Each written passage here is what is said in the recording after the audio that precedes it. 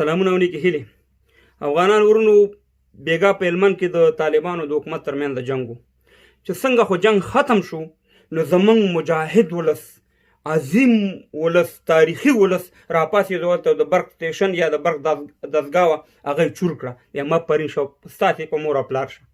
دې ته وایي جهاد. اوس د کافر د لاس شی به په افغانستان کې نه پرېږدي. ولسه ویم سبا له بېګا له راپاسېږئ، ساره قرآن کوي، موټرو ته اور واچوئ، د چا په لاس کې موبایل مه پرېږدئ، لیپټاپ مه پرېږدئ، د برق ستنه مه پرېږدئ. دا ټول کافر جوړ کړي، دا ټوله ګناه ده.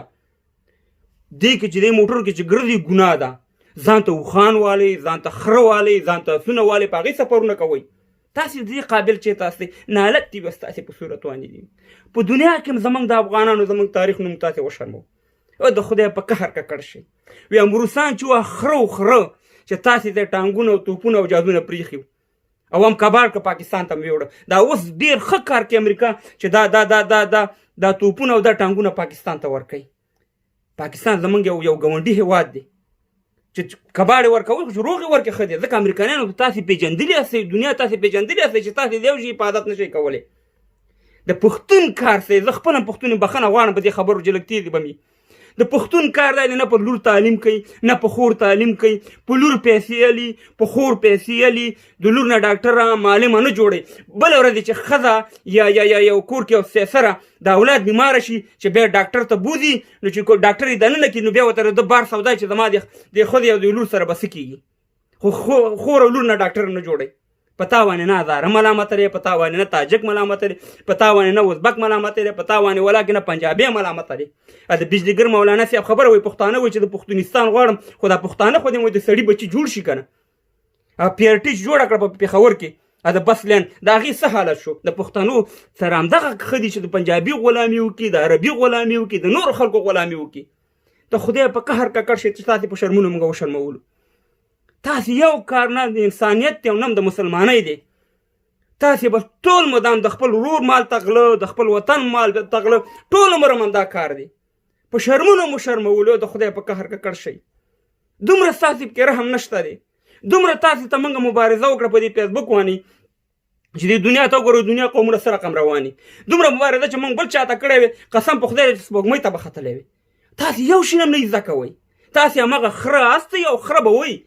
والله کې تاسې بدل شي. دا بېګا د ټانګونو دغه روانو د امریکې ته پاکستان ته. دلته دا بعضې مجاهدین راپاسېد وایي چې دا ولې امریکا یې پاکستان ته ورکوي. ډېر ښه کوي چې پاکستان ته یې ورکوي. پاکستان خو یې ساتي. تا سره چې په 290 کې په زرهاو ټانګونه او مهمات او تیارې د سره وي هغه دې څه کړه. دا ویډیو هم تاسې واورئ او تاسې خپله اوس قضاوت وکړئ چې د دې نه د پوښتنه زه وکړم چې په 290 کې کباړ کول نو امریکا دومره قمقله خره نه ده. هغې په تا باندې سرچ کړ دی چې دا خاورم چې په دې سیمانو کې اچولې ده، سیمان هم ترې وباسي، سیمان هم پاکستان ته ورکړي. ښه دی لکه پنجابی ساتلی شي. تاسې یو شی هم نشته د قابل ناست دی. د خدای په قهر ککړ شي. تاسې ورک شئ. فیسبوک دې ورک شي، مبارزه دې ورکه شي. نالت دې وي په تاسې باندې چې ستاسې خرو ته خلک مبارزې کوي. انسانانو ته یې ولې نه کوو؟ خدای په امان. دا ویډیو وګورئ. د افغان دولت او طالبانو مذاکراتي هیئتونو ترمنځ د مخامخ مذاکراتو پیل لپاره د هڅو سره په هممهاله توګه له افغانستان څخه د امریکایي ځواکونو د وتلو بهیر هم ګړندی شوی دی. په افغانستان کې د امریکایي ځواکونو ډیری پوځي وسایط په ټیلر موټرونو کې بار د تورخم له لارې وځي.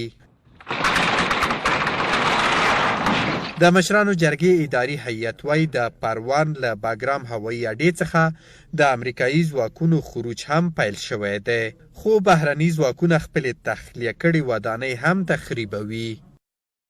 دمی شوا امریکایی‌ها هر شو ساختمانایی که در طول 18 سال ساختین این میره تخریب که در افغانستان همه شوا ما قریب و نزدیک میدان هوایی بگرام است میفهمند که اینجا تخریب شده است. دیگه تقاضای ما از شمایی است که روسا چند سال در افغانستان بودند با چه تلفات بالاخره افغانستان ترک کردند، اما وقتی برآمدند یک اتاق خودم به جای نکردند.